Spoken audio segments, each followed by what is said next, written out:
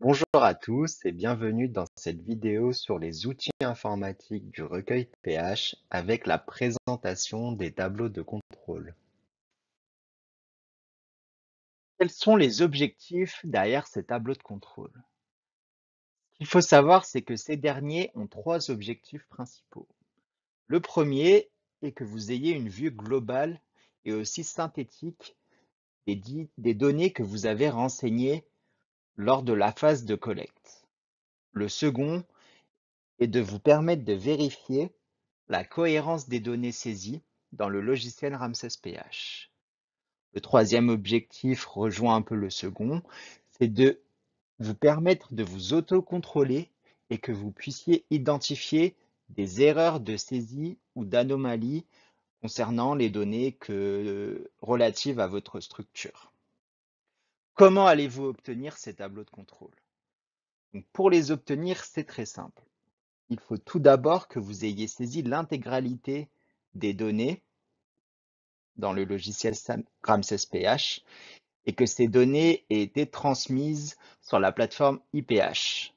C'est cette même plateforme qui va générer de manière automatique les tableaux de contrôle qui seront ensuite disponibles sur cette plateforme. Afin de vous aider à les interpréter, un guide de lecture sera mis en ligne également sur la plateforme IPH dédiée au recueil. Avant de passer à la démonstration, voici une présentation rapide pour télécharger les tableaux de contrôle. Ce qu'il faut d'abord savoir, c'est que deux prérequis sont nécessaires. Le premier est d'avoir transmis l'intégralité des données de votre établissement géographique sur la plateforme IPH. Le second est pour pouvoir se connecter à la plateforme IPH, vous devez disposer du rôle de gestionnaire de fichiers sur le domaine PH de l'ESMS géographique concerné. Une fois ces prérequis atteints, vous pouvez vous rendre sur la plateforme IPH via le portail IPASS. Nous vous invitons à cliquer sur le lien suivant ipmsi.atih.santé.fr et sélectionner l'encadré IPH sur l'écran d'accueil de la page Internet. Pour enfin télécharger les tableaux de contrôle, vous devez vous rendre dans l'onglet Action 2024 et sélectionner l'encadré Coupe 1. Vous pourrez télécharger les tableaux de contrôle de votre établissement ainsi que le guide de lecture pour vous aider à les comprendre. Donc une fois que les données de votre établissement ont été transmises depuis le logiciel Ramsès vers la plateforme IPH, vous allez pouvoir vous rendre sur la plateforme afin de télécharger les tableaux de contrôle et de vérifier et analyser les données de votre établissement. Donc pour cela, vous allez ouvrir votre navigateur Internet et dans la barre en haut du navigateur, vous allez renseigner l'URL suivante ipmsi.atih.santé.fr. Vous allez arriver sur le portail IPASS et vous allez cliquer ici dans l'encadré IPH. Vous allez renseigner les identifiants plage, donc ce sont exactement les mêmes que vous avez utilisés pour télécharger le logiciel Ramsès-PH et vous connecter dessus. Ici, plage est protégée par un système de double authentification pour se connecter à IPH.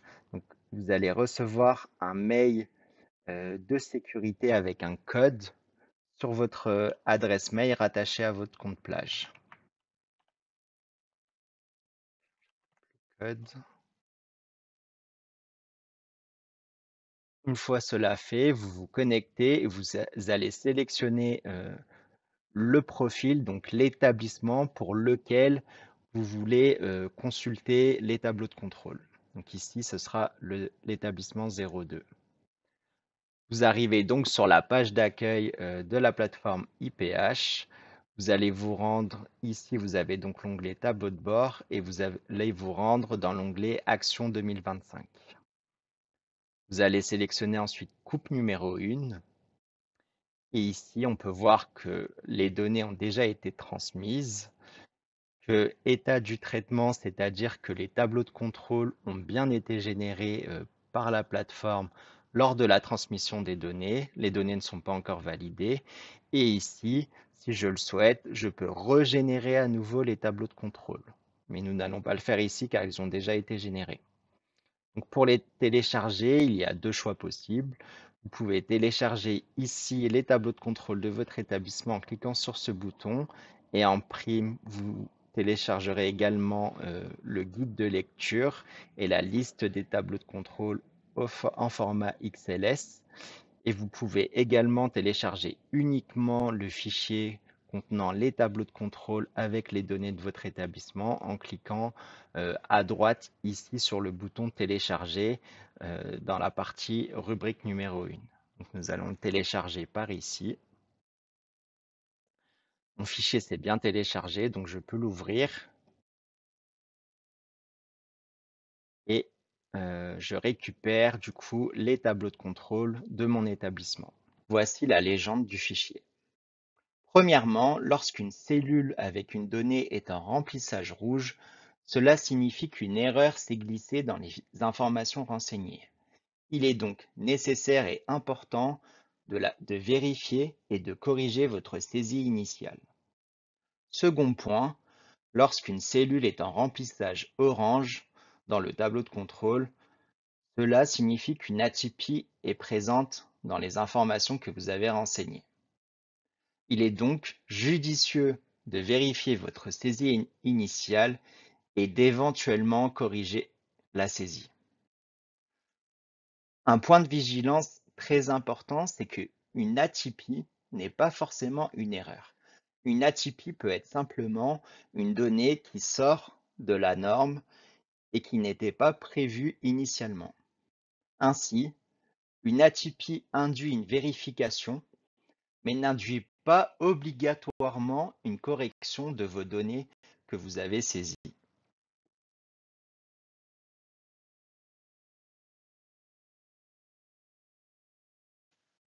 Prenons maintenant des exemples pour bien saisir les différentes légendes possibles. Voici les données que l'établissement Test 01 a obtenues pour le tableau de contrôle 2.11 Charge de transport 2023, avec les données qui sont issues de la fiche structure. On peut remarquer que sur la ligne CNR Transport et dans la colonne la quatrième, donc écart A-B, la cellule est en remplissage rouge. Il s'agit donc d'une erreur. Pourquoi cette cellule est en remplissage rouge? En fait, le montant inscrit dans la colonne Bon transport usager et trajet des professionnels B pour la ligne CNR Transport, donc le 2500, est supérieur au total du compte, donc la colonne A sur la même ligne CNR Transport. Il s'agit donc d'une erreur car le total du compte doit être toujours supérieur ou égal à la colonne dont transport usager et trajet des professionnels. L'utilisateur devra donc vérifier sa saisie directement dans la fiche structure et corriger les informations qu'il a transmises.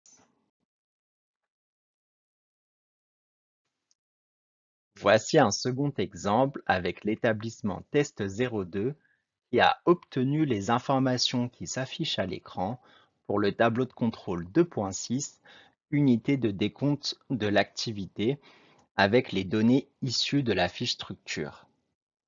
Donc, on remarque que pour la seconde ligne, la ligne en nombre de séances réalisées, et pour la case à gauche se situant dans la colonne année 2022, que cette case est en remplissage orange. Donc pourquoi cette case est en remplissage orange?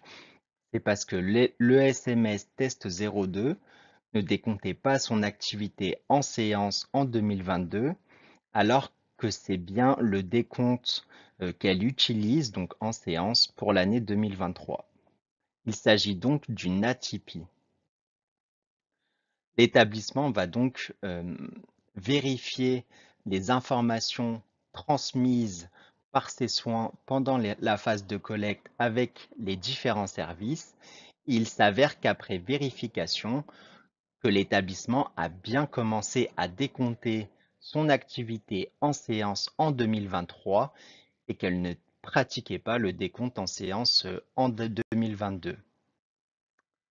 Pour conclure, cela signifie qu'il y a bien une atypie, mais que l'établissement ne doit pas corriger ces données, car les données qu'il a déjà transférées sont justes.